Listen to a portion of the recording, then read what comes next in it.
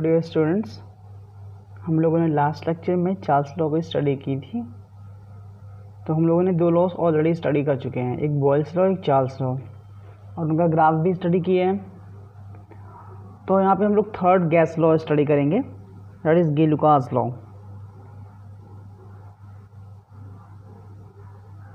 गे-लुकास law, जो गे-लुकास law है, it is also called pressure temperature relationship. It is also called what? Pressure temperature relationship. ये जो गे-लुकास law है, इसका जो कंसेप्ट है चार्ल्स लॉ से मैच करता हुआ है। चार्ल्स लॉ में हम लोगों ने क्या स्टडी किया था कि अगर हम लोग टेम्परेचर को इंक्रीज करते हैं बाई 1 डिग्री सेल्सियस तो वॉल्यूम में भी क्या होता है, इंक्रीज होता है। कितना? 1/273 part of that volume which is initially at 0 degree Celsius. ये हम लोगों ने देखे थे। 1/V0/273 पार्ट इंक्रीज कर रहा था अगर हम टेम्परेचर बढ़ा रहे 1 डिग्री सेल्सियस से, और अगर टेम्परेचर घटा रहे थे तो वॉल्यूम भी क्या हो रहा था, डिक्रीज कर रहा था। तो यहाँ पे भी क्या होता है कि जब हम लोग कांस्टेंट वॉल्यूम पे प्रेशर और टेम्परेचर का रिलेशनशिप चेक करते हैं तो जो प्रेशर होता है वो क्या होता है, वो इंक्रीज करता है या डिक्रीज करता है by 1/273 part which the pressure has its initially at 0 degree Celsius. तो गे-लुकास लॉ को हम लोग क्या लिख सकते हैं, डैट ये गे-लुकास लॉ कब एप्लीकेबल है, it is applicable at what, at constant what, volume, at constant volume for, and और क्या कांस्टेंट होगा, constant mass of A gas, constant mass of gas. तो दो चीज़ कांस्टेंट होगा, एक कांस्टेंट वॉल्यूम और एक constant mass of the gas होगा। तो गे-लुकास लॉ को क्या कह सकते हैं, व्हाट, एट कांस्टेंट वॉल्यूम जो प्रेशर होगा capital P of A given mass of gas increases or decreases by 1/273 of its P pressure at 0 degree Celsius for every 1 degree Celsius rise or fall in temperature,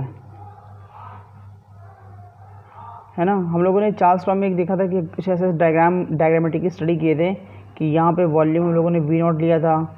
जब हम temperature 1 degree Celsius यहाँ पे increase कर रहे थे तो piston ऊपर गया, है ना। अब वॉल्यूम जो इंक्रीज़ करता था कितना, V0/273 पार्ट ऐसे कुछ इंक्रीज़ करता था। सेम कंसेप्ट यहाँ पे भी है। हम यहाँ पे अगर सपोज प्रेशर P0 मान लेते हैं इस लॉ में और 1 डिग्री सेल्सियस इंक्रीज़ करेंगे तो प्रेशर देखेंगे क्या, P0/273 पार्ट इंक्रीज़ करेगा। अगर टेम्परेचर डिक्रीज़ करते हैं तो ये वॉल्यूम क्या होगा, ये जो प्रेशर है यहाँ पे वो डिक्रीज़ कर जाएगा। सेम कुछ है ना, कोई ख़ास डिफरेंस नहीं है। अब देखिए क्या है, तो यहाँ पे हम लोग रिलेशनशिप क्या बना सकते हैं, तो यहाँ पे रिलेशनशिप ये बनेगा कि P एट टेम्परेचर T जो होगा वो क्या होगा, P एट 0 डिग्री सेल्सियस होगा इंटू 1 + T बाई वॉट 273। ये हम लोग लिख सकते हैं। देखिए वहाँ पे क्या था, वहाँ पे था VT = V0 1 + T/273 पार्ट, ऐसा था वहाँ पर चार्ल्स लॉ में। तो जहाँ जहाँ V था वहाँ पे क्या करना, हमें P रख देना है, प्रेशर हो जाएगा। तो प्रेशर किसी भी टेम्परेचर पे क्या होगा, जो प्रेशर होगा 0 डिग्री सेल्सियस पे प्लस 1/2/273। इसको फर्दर सॉल्व करने पे, अगर इसको फर्दर सॉल्व किया जाए तो क्या निकलेगा हमारा, देख लेते हैं। PT = P0, यहाँ पे देखिए 273 है ना, तो 273 + T, तो आया क्या हमारा, PT = P0, ये कैपिटल T हो जाएगा।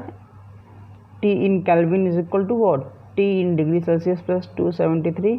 तो यहाँ पे देखिए T डिग्री सेल्सियस में प्लस 273, तो कैपिटल T लिख सकते हैं इसके यहाँ पे, तो इंटू क्या जाएगा, कैपिटल T बाई वॉट 273। तो इसको कह सकते हैं PT = what, P0/273 into capital T। ये रिलेशनशिप आ गया, यहाँ पर तो पी टी क्या है, it is the pressure at temperature T. P not क्या है, it is the pressure at 0 degree Celsius. T क्या है, एब्सोल्यूट टेम्परेचर है, क्या है, एब्सोल्यूट टेम्परेचर है। और यहाँ पे कैपिटल टी किस स्केल में होगा, केल्विन स्केल में। किस स्केल में होगा, केल्विन स्केल में। अब यहाँ पे हम लोग देखिए, अगर ये जो पी नॉट बाई 273 है, ये क्या है, ये तो कांस्टेंट वैल्यू है। तो अगर ये कांस्टेंट वैल्यू है तो हम लोग कह सकते हैं कि जो पी होगा वो डायरेक्टली प्रोपोर्शनल होगा T when at constant what volume for constant mass of gas. देखिए पी जो है वो क्या है, डायरेक्टली प्रोपोर्शनल है टेम्परेचर के। ये क्या है, एक कांस्टेंट वैल्यू है पी नॉट बाई 273, जिसे कोफिशिएंट ऑफ प्रेशर चेंज कह सकते हैं हम लोग, वो भी called coefficient of pressure changes. तो रिलेशन बन के यहाँ से आया ये, इसी को हम लोग कह सकते हैं क्या, पी इज इक्वल टू, इसको हटाने के लिए कांस्टेंट, डायरेक्टली प्रोपोर्शनल को हटाने के लिए कांस्टेंट वैल्यू पुट करेंगे के टी आ गया। फिर अगर हम लोग दो डिफरेंट कंडीशन ले लेते हैं फॉर 2 और more different concentration, we can say, अगर हम लोग 2 या 2 से ज़्यादा कंडीशन ले लेते हैं, डिफरेंट कंडीशन, तो हम लोग क्या कर सकते हैं, हम लोग ये कह सकते हैं P1 by T1 is equal to P2 by T2 is equal to P3 by T3 is equal to dash dash Pn by Tn। ये रिलेशनशिप बना सकते हैं, ठीक है, हमारे पास ये रिलेशनशिप बन के आ गया। तो ये पूरा क्या होगा, ये हमारा गेलुकास लॉ हो गया। फिर से गेलुकास देखिए, गेलुकास लॉ का एप्लीकेबल है जब कांस्टेंट वॉल्यूम पे, यहाँ पे प्रेशर और टेम्परेचर के बीच में रिलेशनशिप होता है, और यहाँ पे गैस भी, मास भी कांस्टेंट है। ये रिलेशनशिप एक निकल के आता है जो हम लोगों ने चार्ल्स लॉ में वॉल्यूम ऑफ टेम्परेचर के रिस्पेक्ट में देखा था। तो यहाँ पे वही रिलेशनशिप है किसमें, प्रेशर एंड टेम्परेचर के रिलेशनशिप में, कि टेम्परेचर जो प्रेशर है वो इंक्रीज़ करेगा कितना, 1/273 पार्ट। ये इंक्रीज़ भी हो सकता है, डिक्रीज़ भी हो सकता है। तो इससे हम लोगों ने क्या किया, इसको सॉल्व किया फर्दर, ये रिलेशनशिप बनता है। और यहाँ से ये रिलेशनशिप हमको निकालते हैं क्या, कि जो प्रेशर होता है वो टेम्परेचर के डायरेक्टली प्रोपोर्शनल है। मीन्स टेम्परेचर बढ़ाएंगे तो प्रेशर ऑटोमेटिकली बढ़ेगा। क्यों, क्योंकि टेम्परेचर बढ़ाओगे तो काइनेटिक एनर्जी बढ़ेगा, गैस का बढ़ेगा। अरे टेम्परेचर बढ़ाएंगे तो काइनेटिक एनर्जी गैस का बढ़ेगा, और अगर काइनेटिक एनर्जी बढ़ेगा तो वेलोसिटी इंक्रीज़ करेगा, और अगर वेलोसिटी इंक्रीज़ करेगा तो क्या होगा, फोर्स इंक्रीज़ होगा। फोर्स इंक्रीज़ होना मतलब प्रेशर इंक्रीज़ होना डायरेक्टली। तो टेम्परेचर बढ़ाने में प्रेशर इंक्रीज़ करने वाला है। डिफरेंट कंडीशंस के लिए एक रिलेशनशिप बनाते हैं, कौन सा, P1 by T1 is equal to P2 by T2 is equal to P3 by T3। ये आपका हो गया क्या, ये पूरा हो गया कंसेप्ट ऑफ द गेलुकास लॉ के बारे में, ये कंसेप्ट हो गया।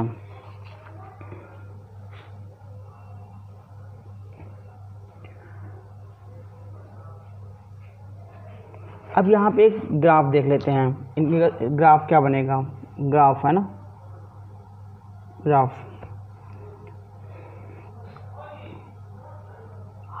Graph plotting at constant volume, constant volume between P versus T। देखिए यहाँ पे हम लोग ग्राफ प्लॉट करने जा रहे हैं, तो ग्राफ का प्लॉट करने जा रहे हैं कांस्टेंट वॉल्यूम पे, किस पे, कांस्टेंट वॉल्यूम पे, किसके बीच में, P और T के बीच में। तो this graph is called isochore, what we called isochore. अगर आपको याद होगा कि बॉयल्स लॉ में क्या था, T कांस्टेंट था, एक बार रिमाइंड कर लीजिए, बॉयल्स लॉ में टेम्परेचर कांस्टेंट था, और जो ग्राफ हम लोगों ने प्लॉट किया था वो किसके बीच में था, P वर्सेस V के बीच में था, और इसे क्या बोलते थे हम लोग, आइसोथर्म बोल रहे थे, और भी इसे आइसोथर्म। चार्ल्स लॉ में आइए, चार्ल्स लॉ में क्या कांस्टेंट था, चार्ल्स लॉ में हमारा P जो है वो कांस्टेंट था, और ग्राफ किसके बीच में प्लॉट किया गया, ग्राफ किसके बीच में प्लॉट किया गया है, V वर्सेस T के बीच में। It is called what, isobar. What called, graph को क्या बोलेंगे, आइसोबार बोलेंगे।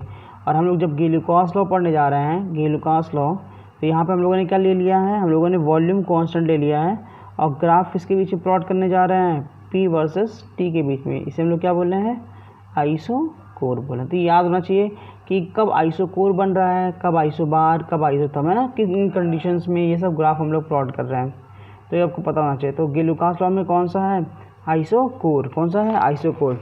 तो देखिए आइसोकोर, तो एक ग्राफ ड्रॉ करते हैं हम लोग, यहाँ पे प्लॉटिंग करने जा रहे हैं। ये हमारा is the x axis and it is the y axis, सबको पता है। हमने एक्स एक्सिस पे temperature, we have taken temperature Kelvin scale में, और वाई एक्सिस पे हम लोगों ने प्रेशर ले लिया है बार। अब देखिए ग्राफ प्लॉट करना है हमको, क्या प्लॉट करना है, ग्राफ। तो ग्राफ कैसा होगा, तो हम लोगों ने गे-लुकास लॉ से क्या रिलेशनशिप पाया कि P is equal to KT, कुछ ऐसा ग्राफ है। P को कहाँ रखे हैं, वाई एक्सिस पे, y इज इक्वल टू, ये कांस्टेंट है, और T एक्स एक्सिस पे है, तो y is equal to mx का ग्राफ है, दिख रहा है। और मैंने बताया था कि y is equal to mx का ग्राफ क्या होता है, straight line passing from the centre, यही तो होता है। लेकिन straight line passing from the centre होगा, है ना, ठीक है।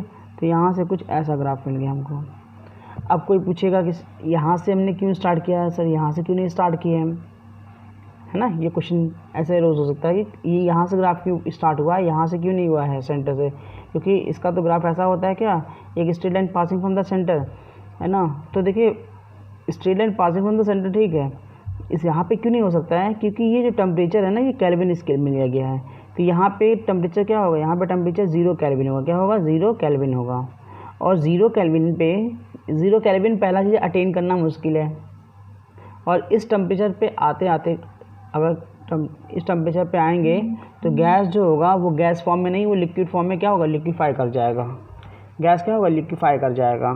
तो क्योंकि ये टेम्परेचर अटेन करना मुश्किल है और गैस लिक्विफाई कर जाता है इसके पहले ही, तो इसलिए क्या होता है, हम लोग ग्राफ को यहाँ से प्लॉट करते हैं, नॉट फ्रॉम द सेंटर। तो ये यहाँ से, ये आपका पार्ट ही यहाँ से हो गया। तो ये आपका पूरा गे-लुकास लॉ हो गया। तो आई होप समझ में आ गया होगा आपको गे-लुकास लॉ।